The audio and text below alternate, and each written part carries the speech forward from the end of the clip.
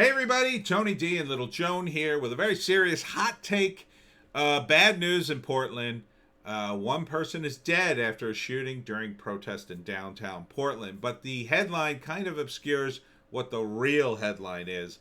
This guy who was killed was apparently a Trump supporter and a Blue Lives Matter supporter. He was wearing Blue Lives Matter patch or something. They were doing Trump rallies near and around Portland. I guess it was downtown Portland where he was shot. And Tim Pool is reporting, at least, that someone shouted something like, "Hey, I think I see one," or "There's a Trumper," but that's unconfirmed. But it's gonna be confirmed, and you idiots are going to jail. You think you could commit murder? Murder cases never die.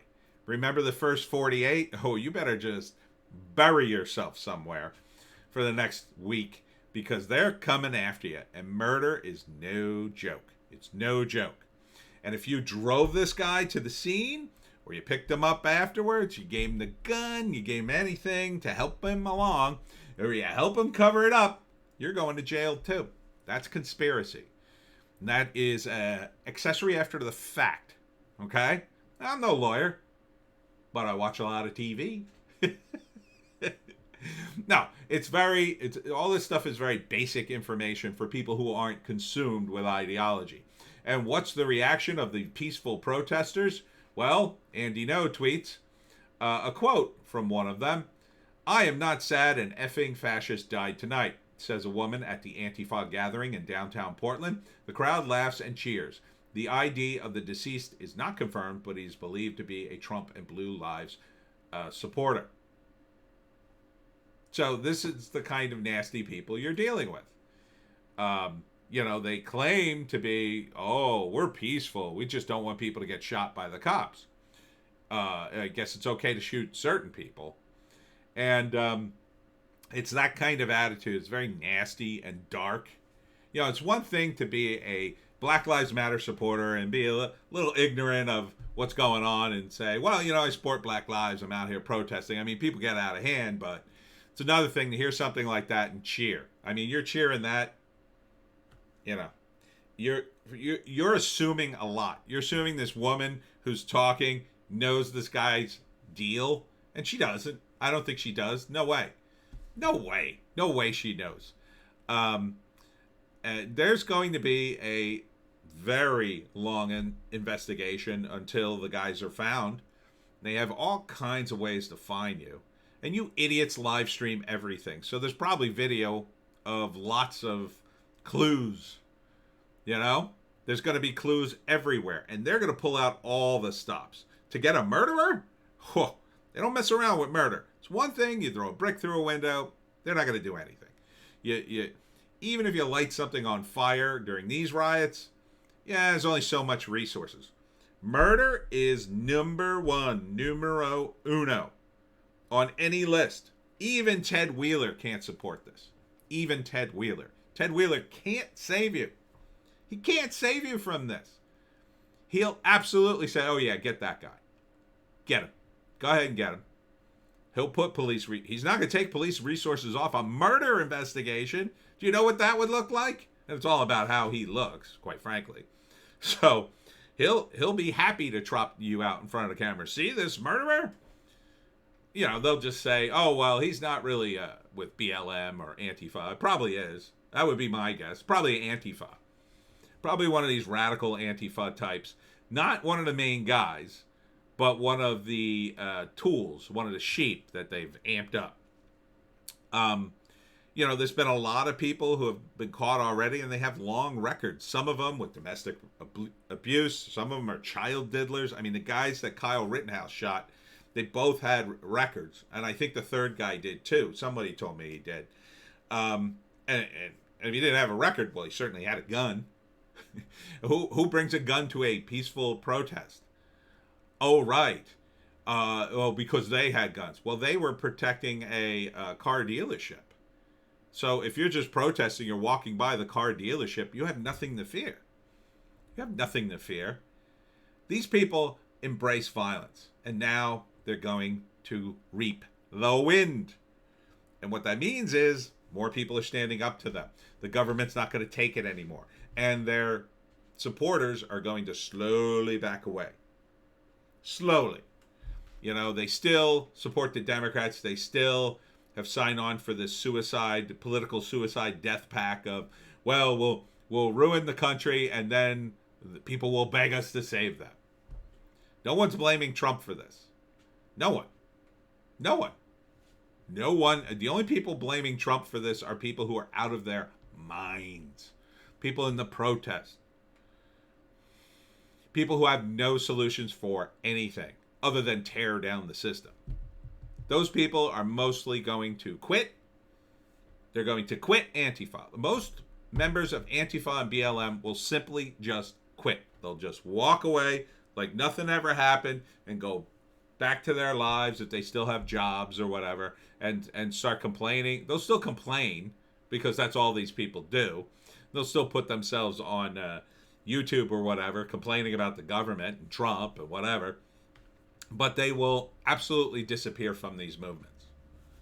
And they'll blame whomever they can. Or they'll just say, I'm too busy for that now because, you know, in Trump's America, it's really hard to survive.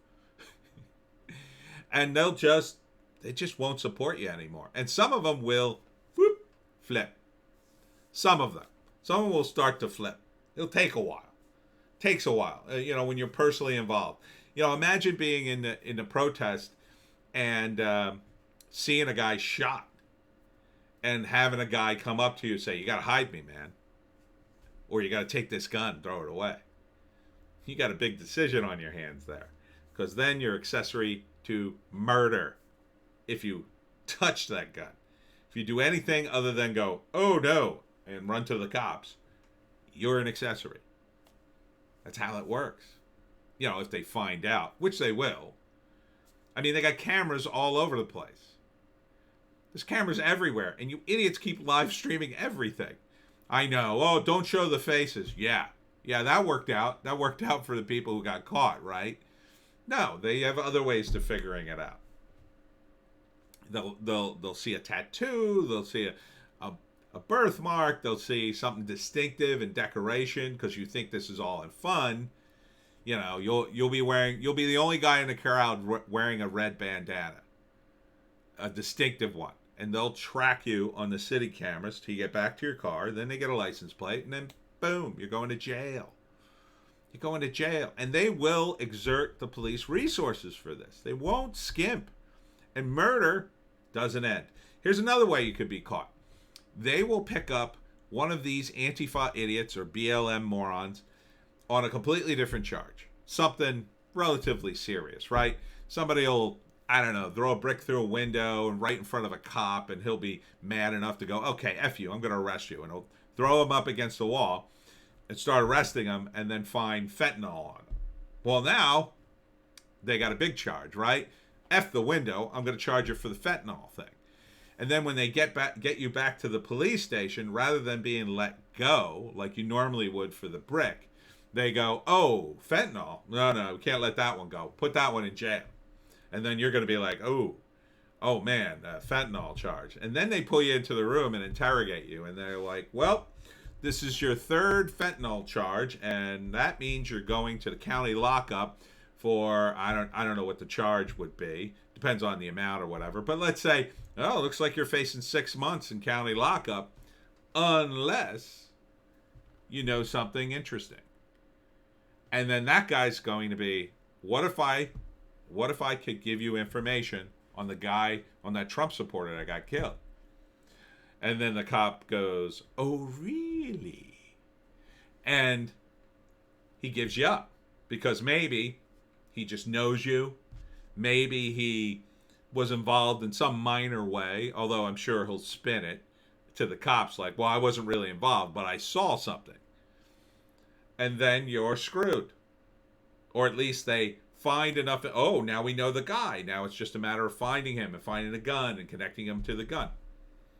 Bing, bang, boom. That's the way it works. It's detective work. I mean, you don't have to be a detective to understand these things. You just have to watch Law and Order, SVU. gong gong, and you get a good idea. Now I've done more research than that. You know, I've did 2 years worth of research on organized crime to know kind of how the cops work and how they go after mafia guys, and you're going to jail. And this is a very serious crime. This is not kid stuff. And as Antifa shrinks, as their number shrinks, the remaining members will become more violent because they will get more and more desperate to make their point and change the tide. So somebody obviously thought, oh, I'll shoot this guy and kill him, and then, you know, people will rise back up. No, does the opposite. People go, holy Christ, Fred killed that dude. We gotta get away from him. I'm out of this stuff. Burn your hoodie, delete your accounts, and get the F out because you are going to jail.